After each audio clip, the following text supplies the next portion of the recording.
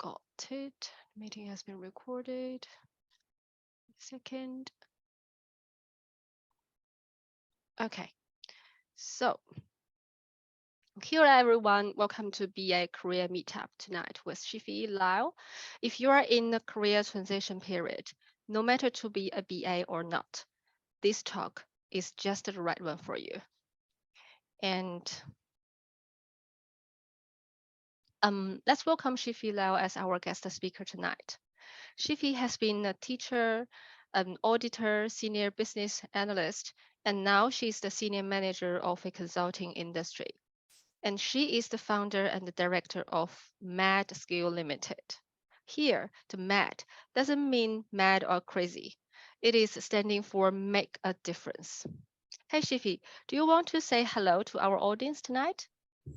Kia ora, team. Right. And here is the agenda for tonight. We will take 5 minutes for opening session and then we will dive into Shiffy's sharing for about 40 minutes. After that, we will have a Q&A session during the talk. Please feel free to drop your question in the Zoom chat, okay?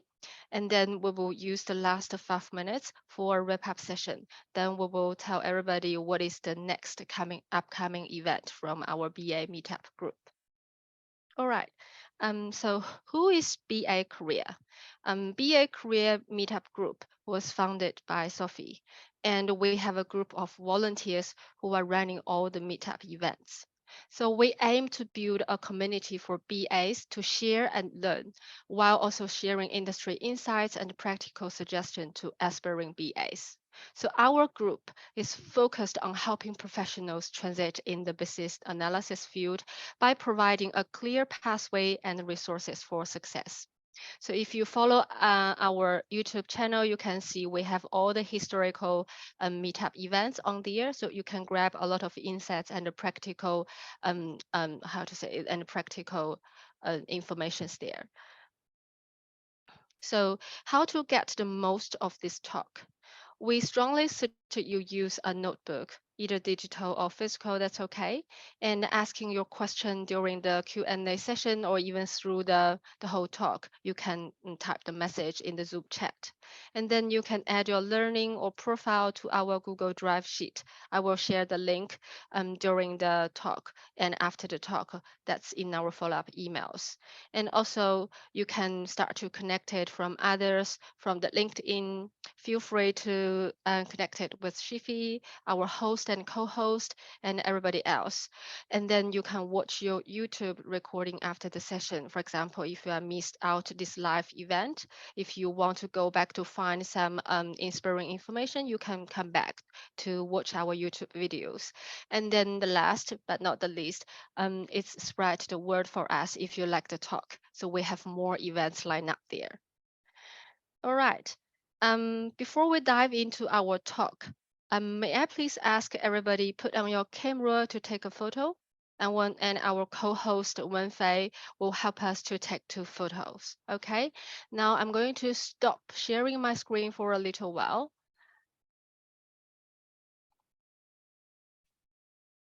So if you're happy to turn on your camera, then we can take a photo. All right. Are you ready, Wenfei? Okay. So 3, 2, 1. Yay. One more, please. 3, 2, 1. Are we all done? Okay. Let's go back to my screen.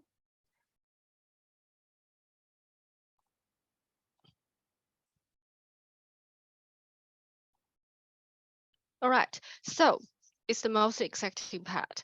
Who is Shiffy? Shiffy Lal is a senior manager at Tenzing Consulting company and is also the founder and director of M.A.D Skill Limited, the social enterprise which spurs the female empowerment movement more than Rubies and Ruby girls. So on a constant pursuit of world domination, Shiffy believes that the best way to take over the world is by empowering the others to change it for the better. So Shiffy has held several roles in her career, from teaching children at school to auditing to management consulting and business owner. So being a business analyst has been one of her career highlights. During Shiffy's jungle gym career, she has learned some key lessons on how to thrive in the unfamiliar. So join us for a very interactive session as we want to unpack how being a business analyst is your key to take over the world. So now I will hand over the talk to Shiffy. Awesome. Thank you so much, Nina. And thank you very much, Wenfei and Sophie, for having me. You've been amazing helping me get ready for the talk. So I really appreciate it. Welcome everybody, kia ora from New Zealand. A special thanks to, if you are dialing in from New Zealand, it's the Thursday before a public holiday and you made time to be online for this meetup. So congratulations. And I really hope it's worth your time. Otherwise, the weekend's not too far away. Hang in there, team.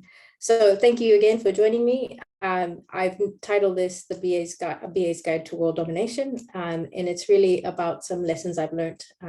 So as Nina introduced me so well, I have had several different careers in my life, and there's some things that I picked up, and I think being a BA is something I always go back to. You know, this is where I learned the most important things.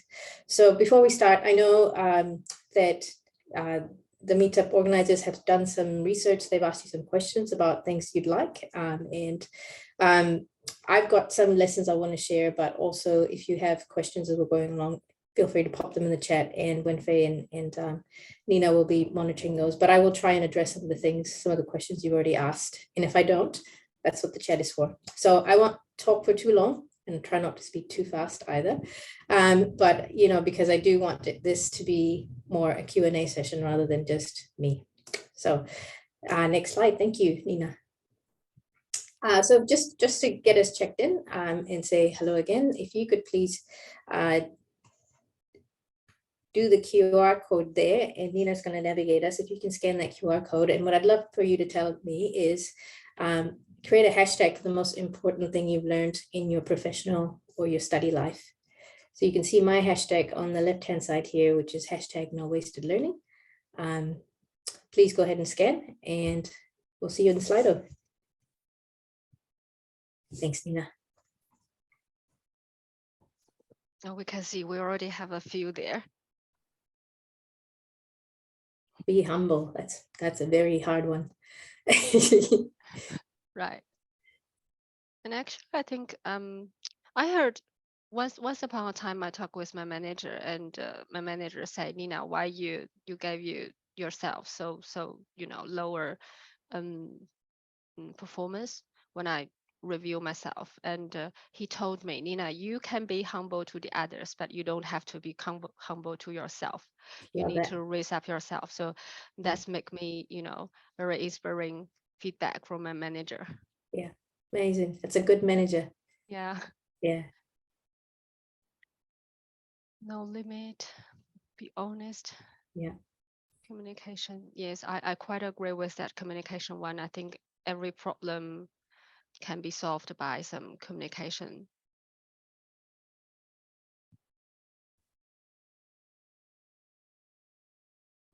Collaboration. Yeah, resilience is a very important one, I think.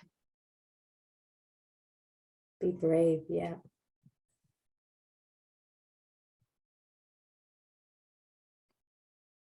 Lifetime learner, I think, is quite important, because I can feel that no matter what you have learned in your university, maybe sometimes when you grow up, when you're going to the professional life, you are doing something totally different. So lifelong learner is one of my it's one of my description as well in my LinkedIn. Yeah, nice. That's one of my values. I love it. I also love that curiosity. Yeah.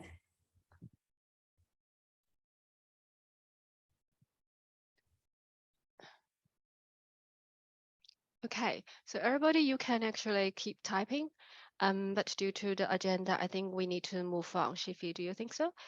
Sounds good. Right, so I'm going back to my slides. Okay, Amazing. Next page is your journey so far. Perfect. Yeah, thank you so much. So thank you for sharing those lessons, and I look forward to going back later and having a look again. So clearly I'm not the only one who's learned something in my career. So hopefully we all have something in common as we start as well. Given this is a career meetup, I just wanted to share a little bit about my journey and the lessons learned that I've shared along, I will share as we go. A little bit, where have I come from? So given we have an international crowd, I'm actually from India. That's where I was born. And then I moved to the States when I was about 11. And so I went to Chicago public schools, but then also trained to be a teacher. And I actually taught in Chicago public schools as well. And I moved to New Zealand, my word, 18 years ago. And I was actually looking to transition out of teaching.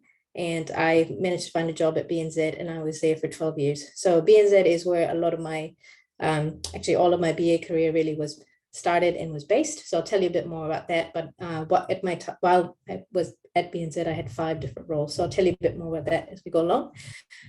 Somewhere along the way, due to some good life circumstances, I decided I need to do an MBA. And so I went to the Victoria University of Wellington. I know some of you are alums from there as well. And as part of that, part of my reason for wanting to do an MBA was I really wanted to teach people how to run as businesses, particularly help charities and small businesses, teach them how to run as a business. And in order to do that, I needed an education myself, because I come from a teaching background. I had no business skills as such, so I had to upskill. Following that, I launched M.A.D Skills, which was my business. And if we're talking about being honest, I can tell you my business has made no money. And in that sense, it has not been successful if it's just for monetary, but it is set up as a social enterprise, which is it's set up to actually make a difference, and whatever income we do generate is actually invested right back in. So as a part of M.A.D Skills, I was able to launch a initiative called More Than Rubies. And More Than Rubies is something that's very close to my heart, and there's a big backstory for another talk, another day.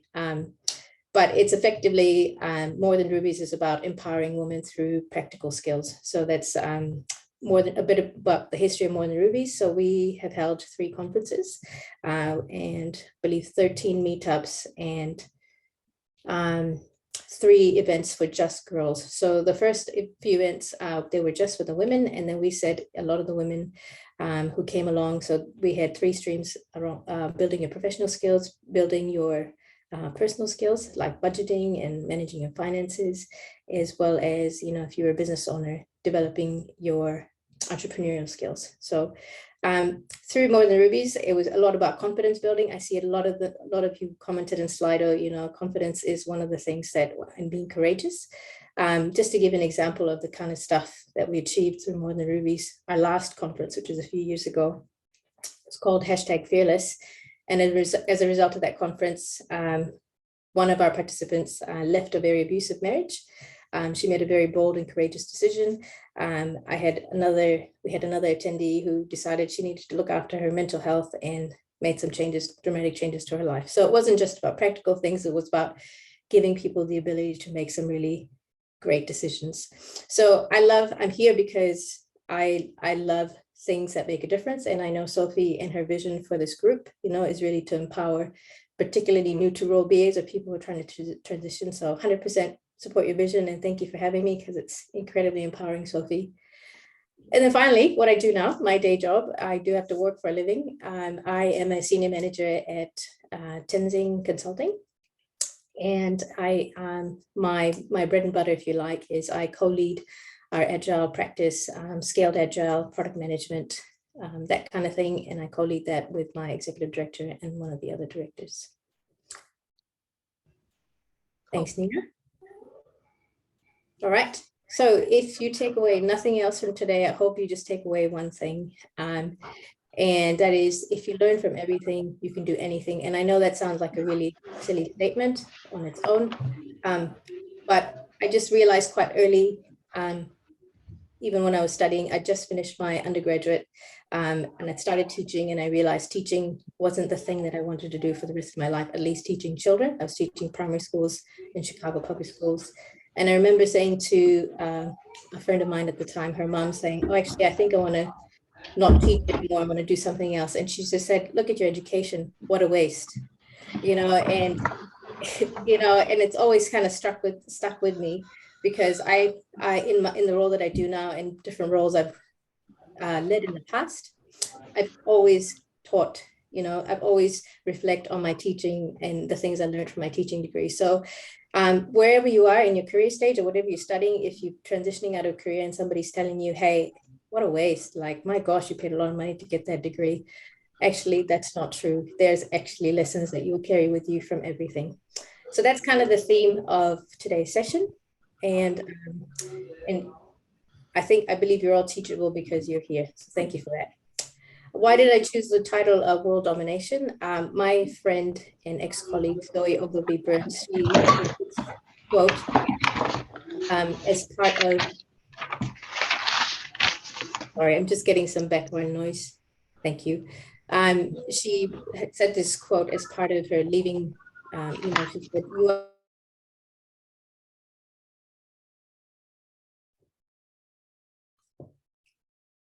Can you guys hear me?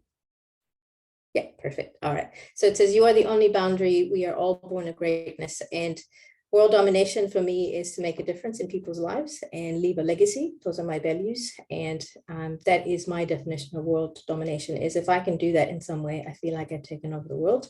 So my thing to encourage you with is that, you are all born of greatness. The only limitations there are outside of what society places on us, really, most of those are within us. So I want to encourage you with that.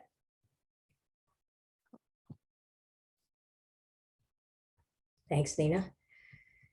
So the first lesson I'd like to share with you is, I have news for you. Whatever you're doing, it's actually not about you. And I learned that pretty early on when I was doing my teaching degree. So as I said, I studied to be a primary school teacher.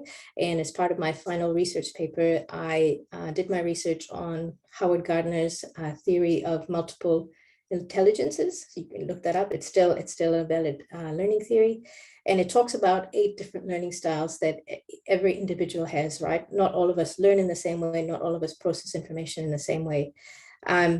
And I think the biggest learning from that was that actually I'm here to serve, especially as a teacher, but even as a business analyst, especially as a consultant, whatever I'm doing in life, it's actually not about me and it's about the people I'm working with. So as a BA, you have stakeholder groups, you have people that you need to cater to their needs, not the other way around. So as a business analyst, like, well, my stakeholders aren't listening to me, or, nobody understands what I'm trying to say. Perhaps take a moment to reflect, actually, what is it that my clients or my stakeholders need, and how do they process information? And perhaps we're not agreeing is because I'm not communicating in the way that is understandable for them. Communication was one of the big growing ones, hey, Nina, on that hashtag Right. Slido. So really key, cater, you can alter your style to serve your stakeholders. Thanks, Nina. I can't see all of you, but just give me a wave and I pretend I can see you, because my thing is only this big. Hands up if you like being in control. Hey, some of you are honest, amazing, right? Especially as a business analyst, right? You love being in control. You want to be in the detail. You want to make sure everything is perfect. You want to write the best, most absolutely wonderful. Don't need to go back for change requests, or don't have to create further user stories because you nail it the first time, right? The biggest thing I've learned, and this is a consultant as well as a business analyst, there's only so much that is within my control, right? As a BA or as a consultant, I can work out the detail. I can make sure I have all the right processes in place, but then I have to let it go. So I'll share an example with you. I did a very large piece of work with Inland Revenue, the tax department in New Zealand, and we were helping them to adopt agile ways of working, new ways of working, and as part of that, we were instituting quarterly planning. And I got into this session. I'm a qualified SAFE program consultant, now called a SAFE program coach. So I had all the education to back me up. I had all of this theory, but I couldn't actually tell the client that I had never done this before. So I worked out every single detail, as you can imagine, and I put it down, and I had a great client team to work with and a good, amazing Tenzing team to work with. And we mapped out this process. We said, we set up these templates, and off we went. And thankfully, the first group was only a group of 40 people. And the first thing I said to them is, we have set up a process, and we're going to go through this for the first time together. We're going to work through this, and I had to let it go, right? And I just asked them, I said, I've given you the structure, but now you just need to trust the process. And the worst thing that'll happen is that the process will fall over and we'll learn something. I don't know if anybody feels that way, that failure is a little bit of a scary thing, but I think your failure is your best opportunity to learn. So as a BA, the best thing you can do, work out the details and then let it go. The best thing that'll happen is that you'll learn something. Thanks, Nina.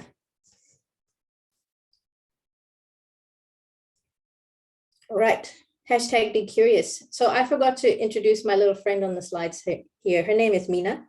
She is my little persona of a business analyst. She's amazing, and she's holding up all these placards for me to remind me of, some of the mindsets we need as business analysts. So learn about everything. Here's where I'd like to share a little bit about my journey through BNZ, what I did. So as I mentioned, I migrated to New Zealand with my husband 18 years ago, and I was looking for a job. I was a trained primary school teacher. I had no New Zealand experience. I was fresh off the boat to the country. I had no networks. We knew no one here. So it was pretty green fields for me. And just by amazing grace, my husband happened to know someone who was working at BNZ who referred me and said, hey, actually, this audit team is looking for an administrator. Would your wife be interested? Yes, I would. At this stage, I would take anything. So I came in an entry level position as a executive administrator. I made photocopies, book travel, whatever needed to be done, took notes. That was my job. About a year and a bit into the role, I had the most amazing manager I worked with. And I said, I'm really sorry. As fun as this job is, I am actually bored out of my mind. Is there anything else I can help you with? Right? She said, cool, come along to audits with me.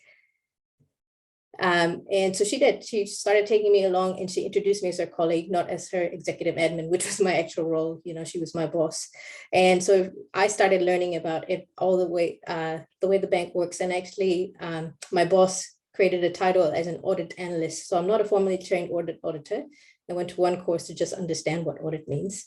And then I started going on audits, and I did everything except for creating the final report. So I learned about all of the processes across the bank. I learned a lot about finance. I have the least financial money brain in the world. And here I was doing these audits. So I learned about everything. And as banks do, they restructured at some stage. And my role was disestablished. And I said, oh, that's fun. What else can I do at the BNZ? So at that time, we were going through the global financial crisis, so jobs were thin on the ground. There came up some positions for entry-level business analysts, and true story, there were 127, I think, people who applied for that role because GFC. There were 7 people interviewed, and there were 3 of us who actually made the cut. And the reason I could step into that role was, thanks, Sophie. I stepped into that role was because I had banking knowledge, and boy, could I process map. As an auditor, I had mapped just about most of the processes at the bank, and they're like, yep, that's knowledge we can use. So that was my opportunity, and I kept learning and I kept learning. I was a junior BA, and the bank decided to adopt Agile, and I was like, oh, that looks fun. Again, no formal training. I was part of an Agile team that was trying it out for the first time. My tester, who was a Scrum Master at the time, she resigned, and people said, well, nobody else wants to do it. I was like, oh, I'll give that a go. I have no idea what a Scrum Master does, but I'm going to give it a go, right? And I started learning on the job. I still don't officially have a Scrum Master certification, but yet I lead an Agile practice, right? So just stay with me. I didn't get my first formal Agile certification till about 5 years ago. So I think some of you asked some questions about, do I have to get a certification in order to work in a field? I can tell you my experiences is, especially in New Zealand, experience counts over certification, but certifications are good after you get some experience. So anyway, I was a junior BA. I was a acting Scrum Master, and then at some point I got promoted to an intermediate, but I was Scrum Mastering 2 or 3 teams, and over time I actually started stepping in for my team leader, and then finally approached him. I said, actually, you know what?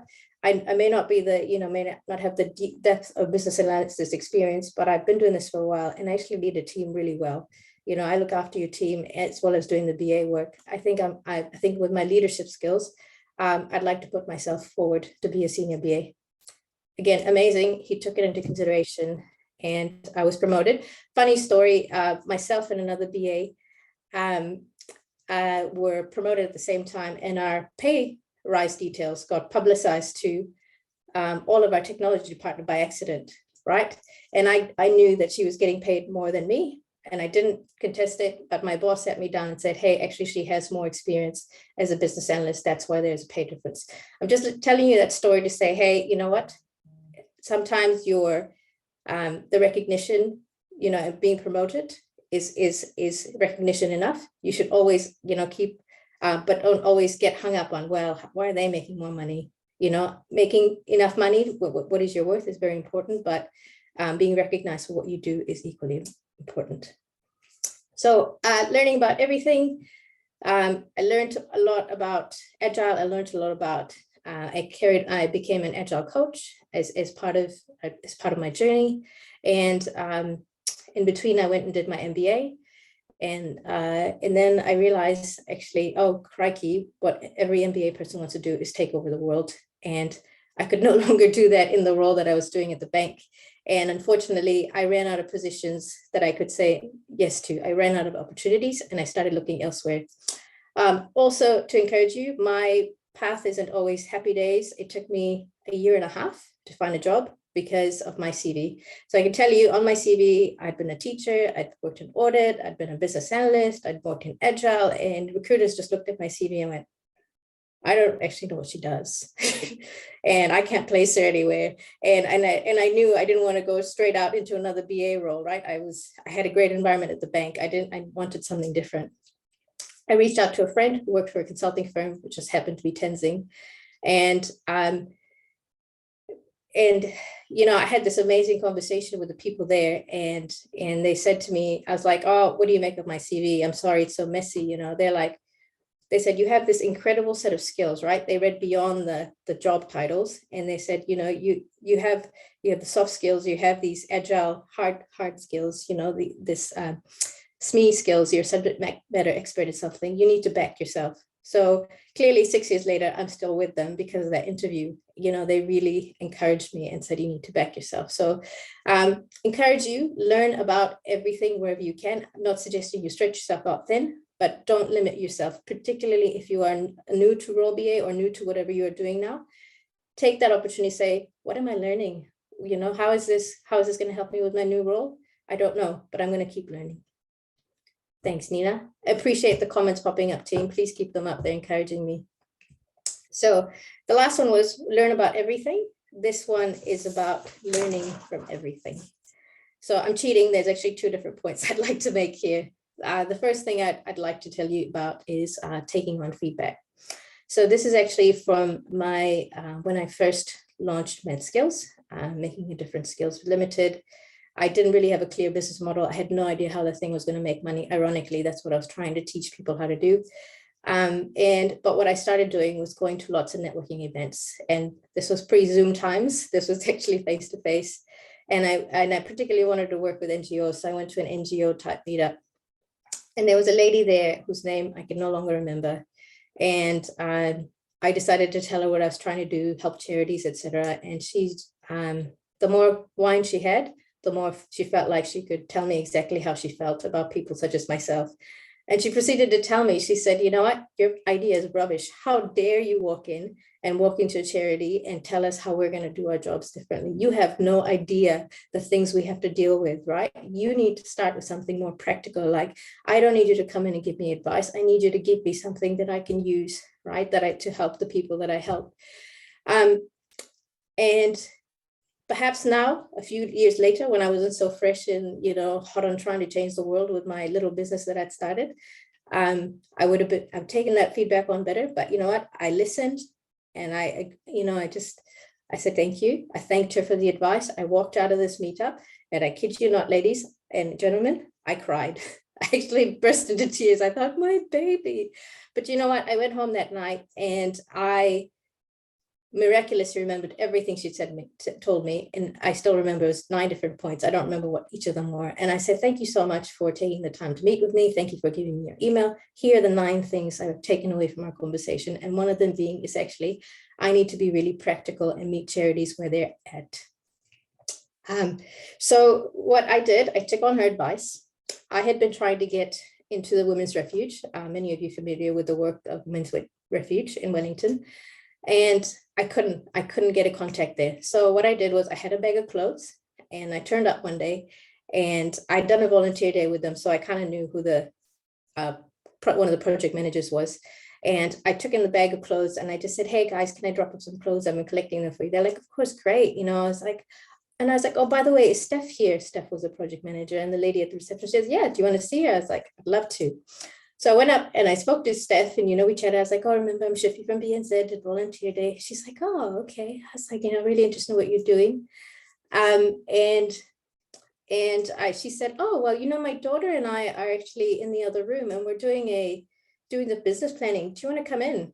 And I was like, oh my gosh, a charity doing some business planning. Heck yeah. And then I was like, yes, of course. Came in and ended up helping them facilitate what they were thinking, you know, doing a SWOT analysis with them. And she's like taking notes. She's very quiet. And then she goes, Shiffy, would you like to join our board? And I was like, oh, yes, I would, you know, and it was the most, and this is for, gosh, I think it was called Ko-Fi Trees.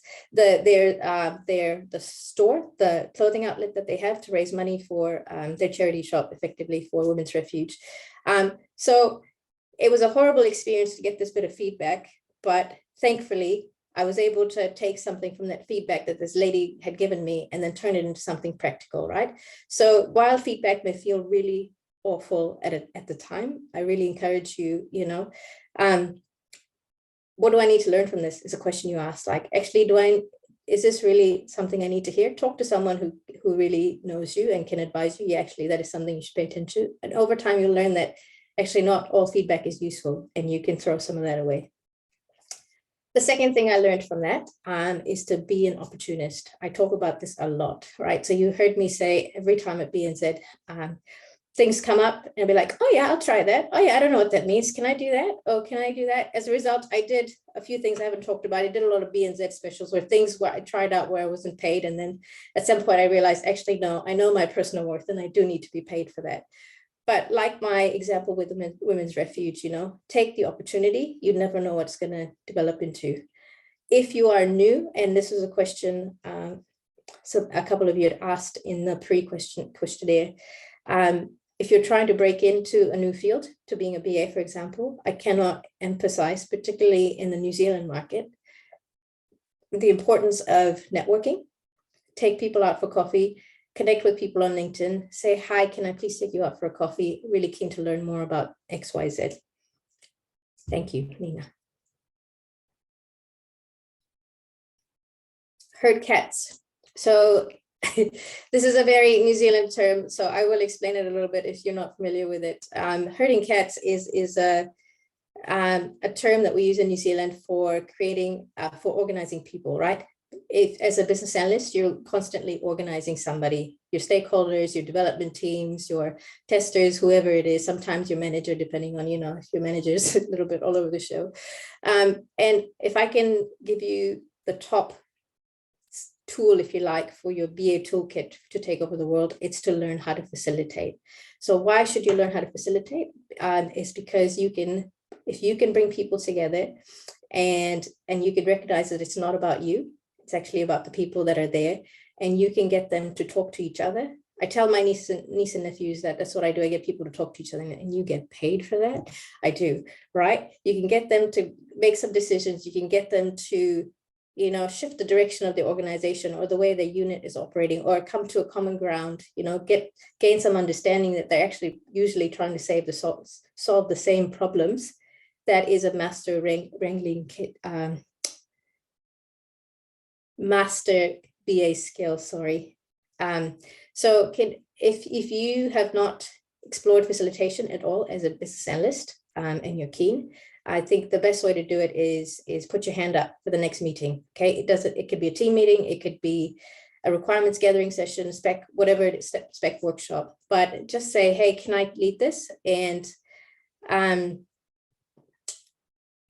go in with an agenda, go prepared, have an outcome in mind, check in with the people, and just BAs are really great at communication, right? They really are good at engaging people. Hey, let's have a conversation. Not here's a requirements document, all 158 pages of it that I prepared earlier. Actually, guys, I think there's a problem to be solved here. How are we going to tackle this? Use techniques like personas and impact mapping. If you want to talk to me about impact mapping, hit me up. I love impact mapping. Just you start building that facilitation toolkit. So in this chat later, I will put a link to the lady I really, really admire as a facilitator, and I've been to her courses, and she's actually coming to Wellington. So I will pop that in the chat. I have got it saved for you. So do pursue, hone your facilitation skill. Thanks, Nina. So I've told you to learn about everything. Now it's going to sound a little bit like, well, now you're telling me to narrow my focus, Shiffy, right?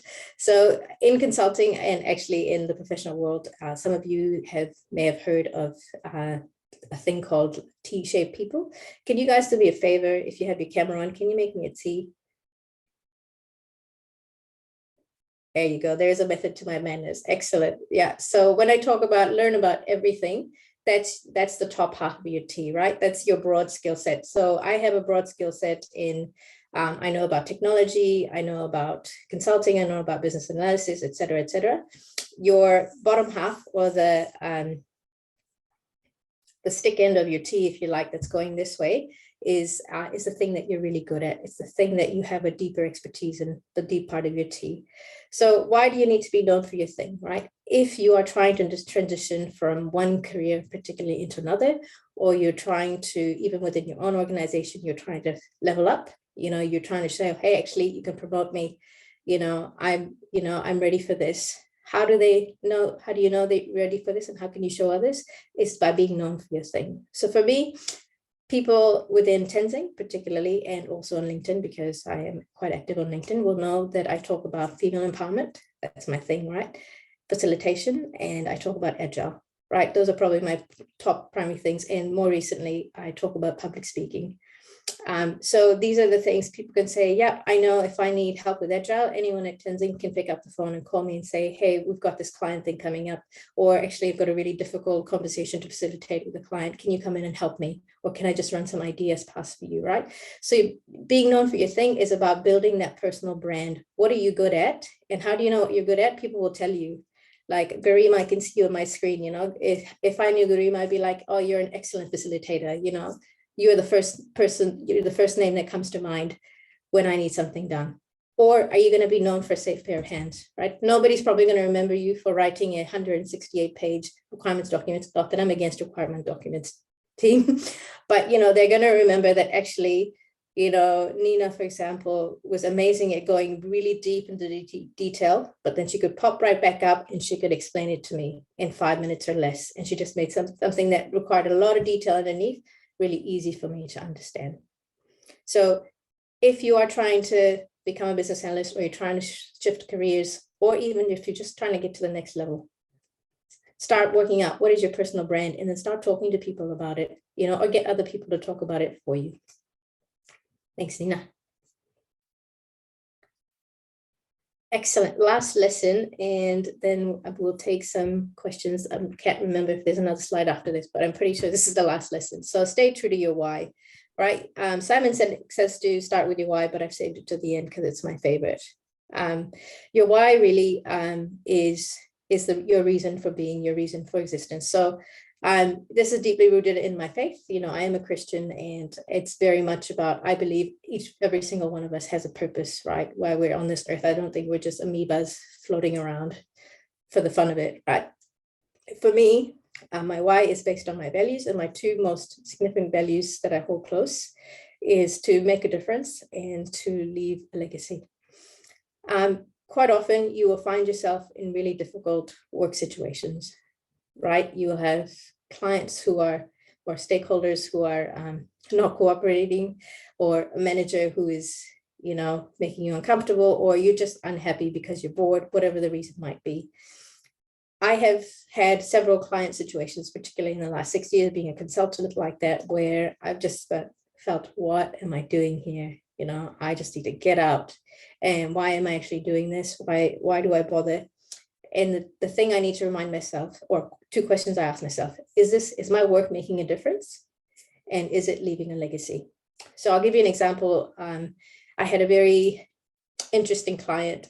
It was at the time the largest funded program in New Zealand government, so there's a lot of pressure around it. And I was expected, and I helped this client scale up from a team of 40 to an agile release train of 140, right? That was a massive amount of growth in 13 months. And I was the release train engineer, the primary person herding the cats. And from day one that I joined, the people that I was supposed to be leading were actually like, no, that's not agile, and you don't know what you're talking about, and no, we're not going to agree to this structure, et cetera, et cetera. And I had to remind myself every single day when I got out of bed, because I didn't want to go to work, my work is still making a difference. It's still leaving a legacy. So when I did my little spiel, when I left, we had a little morning tea. One of the guys who really was opposed to anything I wanted to say when I first arrived got up and said, "Thank you very much, Shiffy. You've given us the structure and the disciplines we needed to implement the agile in our environment. We didn't have all of this structure before." This is the same person who got it at every meeting and said, "You're wrong." So, even though I didn't enjoy, that was not my top highlight of clients I want to go back to, and they know that, and we have a great relationship, but I still will not go back to work with them. I needed to remind myself that actually my work did make a difference. Yeah, they're still using some of the structures I put into place. And has it left a legacy? Yeah, because at least that one person feels like I've got something that I've learned from you, and that's my legacy. Thanks, Nina. And that is the end of my spiel. I saw a bunch of questions coming through. So please share one thing that you might have learned during the chat. Not during the chat, during the talk, if you can put it in the chat.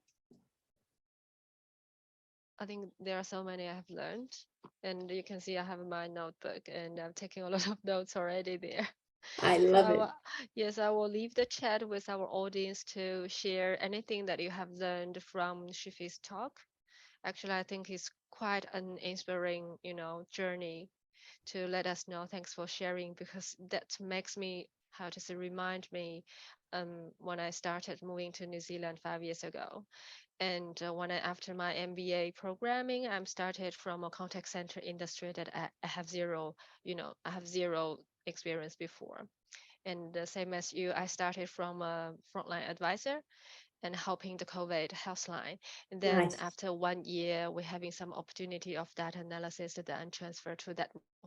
So I quite agree with you that no waste learning, because before I moved to New Zealand, I was a senior global accountant. I was doing some sales controlling, sales management, a lot of things differently. Yeah. So everything I learned from those roles are actually transparent to my current role. So that's really, really, excellent. I cannot agree with you more. Yeah. Awesome. Thank you, Nina. All right. Do you want me to share the chat? Then, oh, you can see the chat as well. I can see the chat. Yeah, thank you. Okay. Yeah. All right. And I can see Jayshree saying, thanks for the great lesson on how to cultivate opportunity and mindset to become a BA. Yeah. And Sri Jans is saying, knowing and embracing what we personally specialized in the vertical T, it was really helpful. Yeah, and your Thank you. The word is vertical. really I couldn't remember which was horizontal and which was vertical, so I kept doing this. But we all understand, I think. Yeah. And find your true self. That's correct, because I think even though my title at the moment is DA, not BA, but actually I was doing a lot of BA work. So sometimes you need to find the truth for your stakeholder. You are not there making everybody happy, but you are telling the truth to help the solving the real problem. So that's the key thing I learned. Awesome. can I just answer Aisha's question here? Yeah. Aisha said, I've recently moved to New Zealand and have experience in customer success. How should I enter into the BA world? I think Aisha, what I'd advise you is go to meetups like this, but start networking with people who are either BAs or who are at companies who do have BAs. I think it's really hard to break into the New Zealand market without networking. And if you meet people, if you reach out to them on LinkedIn, have a coffee, even if they have no roles going at the moment, say, hey, can I just forward you my CV? And if you hear of any opportunities, could you please pass it on? I've done that before for people. If I know of any opportunities, I usually preface it, actually just met this person, I think they're really intelligent, or I don't really know them at all, but would you just consider looking at their CV? And sometimes it has a better chance of some eyes on it rather than if you're applying cold. That's been my experience in New Zealand. Yeah, thanks, Sophie. I'm going to be buying a lot of coffee. Okay. Due to the time and perspective, we will going to move on to our Q&A session. Okay. Oh, good. Right. Okay. So I think during the chat, I think Shiffy already answering a lot of questions. And I think for me, I have some questions in my mind. And after listening to your story, some of those I've already have some answers. So maybe there is not a long question list here, but and you have mentioned a lot when we are talking and we are going to watching those interactive questions. So once we finish these two questions, we can go back to our chat to see if there's any other questions need to be Right. answered. Okay. That sounds great. I'm just So going to my chat. first one is, what is the most difficult thing you come across when doing career or role transition? I think I'm going to go back to the quote I showed earlier. Is really the most difficult thing was the limitations I put on myself. You know, it's usually you are either promoted into a role or you've been able to transition into a role because you already have a baseline of skills that somebody wants, right? Nobody just gives you a job because you're cute or they like you, right? Well, maybe they do. Not never how I got a job, right? So I think the biggest hurdle I came across was actually backing myself, you know, believing that actually I've already got a set of skills. They wouldn't have hired me if that wasn't the case. And I think that lack of confidence sometimes showed in when, you know, if I turn up to a meeting and I, you know, freak out a little bit if something changed. So things like that. So it wasn't necessarily impressions what other people had of me. It was more impressions I had from myself. I don't know if that's a helpful answer, but shall I go ahead and answer the next one as well? Yes, please. Yeah. So as a manager, how much, as a chance would you offer to someone who has no BA background but keen to switch to a BA career? I think it depends on, so I guess if you were approaching me as a manager and you said, hey, Shiffy, I'm really interested in doing some BA stuff, then we would sit down and we would make a plan of actually what do you have that are your transferable skills, you know. So as a teacher, I had some stakeholder management skills, you know. As an admin, I had some stakeholder, you know, I mentioned I had some banking knowledge. I could do some process mapping and things like that. So I guess I would start with the baseline of what are some of the skills that you already have. I'd also start with, you know, why specifically business analysis, right? So and then I would help you to look for opportunities. It may not be that you have a BA title, but you might hear some BA type things that you can actually start helping out with. They may not be really complicated tasks, but definitely in the first bit, it'll be a conversation. Let's talk about your skills. Let's talk about your why. And then let's give you some opportunity on how you can start practicing some of those things. So the chances are high depending on what the outcome of that conversation is.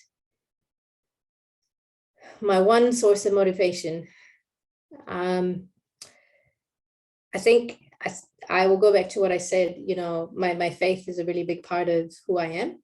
And, you know, and that's part of what I run more than Rubies is, and have the values that I have is to make a difference and to leave a legacy. And I guess those are my primary sources of motivation. Is that's what my purpose is. It's what I'm here to do. And if I'm not doing that, I know I'm unfulfilled. So fulfillment, I suppose, is a motivator as well. How do you network effectively? You take lessons from Sophie. So I'm going to tell you how I met Sophie. Sophie and I went to the same conference, and I was in a session, 2 different sessions where they kept talking about how amazing this meetup was that Sophie had started, 2 different sets of people. And I sat next to her, we had a chat, and she didn't realize I had presented early in the day. So she's like, are you hiring BAs? I was like, no, I'm just interested in blah, blah, blah. And then she saw a bunch of LinkedIn posts that I think had mentioned, and we connected on LinkedIn. And Sophie just took the opportunity. She said, hi, Shiffy, we met at Code Camp. I'd love to meet up for a coffee. So I think it's just how do you network effectively? Just be bold, reach out to people. I almost, unless you're trying to sell me something I don't want to buy, almost never say no to a coffee.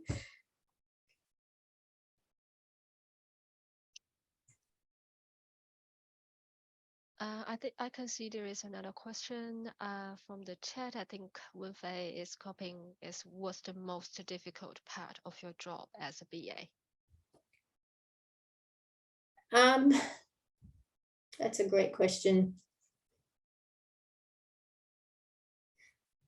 I think it was knowing when to stop, how much detail is enough.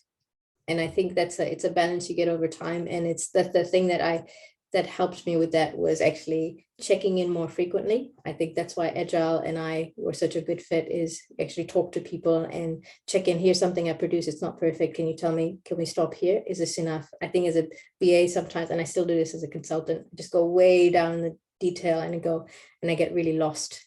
So that's probably something I've struggled with.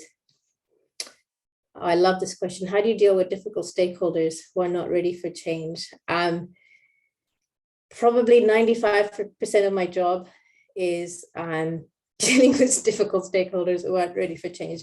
So I would say stakeholders aren't necessarily difficult. I know I did use the term difficult client, but I guess what I've learned is people are opposing the change that's being brought about, that you're probably a part of, because they haven't had a say in it, right? They haven't had an opportunity to feed into it, and a lot of times they're afraid of what's coming next and what's going to happen to their role.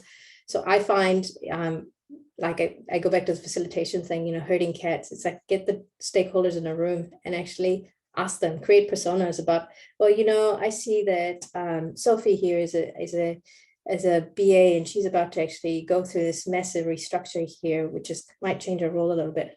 Tell me a little bit about Sophie. How's Sophie feeling? What are her, what's keeping her up at night? And actually you start drawing out some of those feelings, and you're like, okay, and what are some things we can do to help Sophie?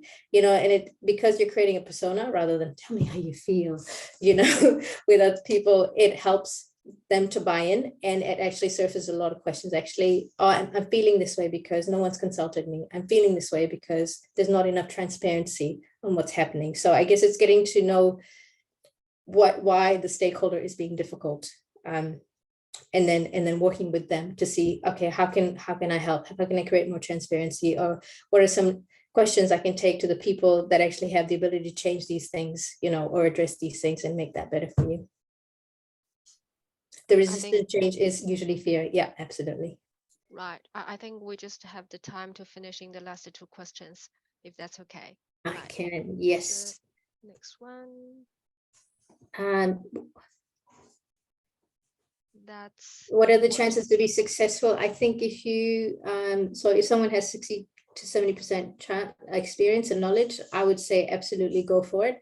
And it's your attitude. So the example I gave of that woman who gave me the feedback, right, and I cried, she came back to me, my email, with 2 things. She said, I still think you're doing the wrong thing. Thank you for that. But she said, it'll be your motivation and your personality that'll get you there, right? So I didn't have all the skills, but I knew where I was heading and I was going to get there. So yes, absolutely, go for it. And while I was growing up, I had some wonderful, wonderful mentors. I had coaches. I had people who just absolutely great, amazing managers. I cannot recommend it enough. If you just reach out to people and say, you know, have a conversation, have that coffee, even if it's just, sometimes I would just have a vent about what was happening, not necessarily that they were teaching me anything different and help me work through my own problems. So highly, highly recommend getting a BA mentor. Cool. I think because we will only have 1 minute limited there. So if anyone having any question, feel free to drop in that question in the Zoom chat, and we can get in together, see if Shiffy having some time after this talk can answer your questions. But if not, you are more than welcome to come back to our, how to say that YouTube video to watch all those information that has been shared tonight. So, well, now it's time to wrap up for this evening. So I don't want to actually stop here, because I can see there are a lot of inspiring information there, and we want to keep talking, but maybe in future we can have another chance to, how to say, to arrange another talk in future. We can make that happen. So Shiffy, do you want to say something as the closing of your speech tonight? I'm sorry, I'm laughing at Sophie's comments. Yeah, just say thank you so much. I am so encouraged by this group and how motivated you are. And I just wish you all the best. And thank you for letting me come hang out. I really appreciate it. Right, and thank you very much, Shiffy, for your time and efforts to bring such an inspiring talk. I think many of us has been empowered and raised up by you and your story tonight. And thank you everyone for your time to stay with us for such a beautiful night. And I'm going to mention that our next upcoming event will be Mastering Agile, 10 learnings from 10 years of working as an Agile BA. So that's on Thursday, 27th of July, 2023, but it's 7 to 8 p.m. New Zealand time. And it will be handled by Hannah, that's a senior BA at a New Zealand ACC department. So there are 2 QR codes there. One is BA Career Meetup, that's our group, and the other one is BA Career YouTube channel. So you are more than welcome to follow us, our social medias, to watch those videos and those historical videos, and follow up us with some new event. We will be sending out the new event through Meetup. Is that all right? So again, thank you very much for your time tonight. And I wish everyone have a good night and have a happy Madaliki tomorrow. Thanks very much, Nina. Thank you, Sophie. Shiffy. Thank you. Thank you, Wenfei. Wenfei. Thank you. Thank you, Thank you. Shiffy. Thank you, Thank you, everyone. Shiffy. See you. Bye. Bye.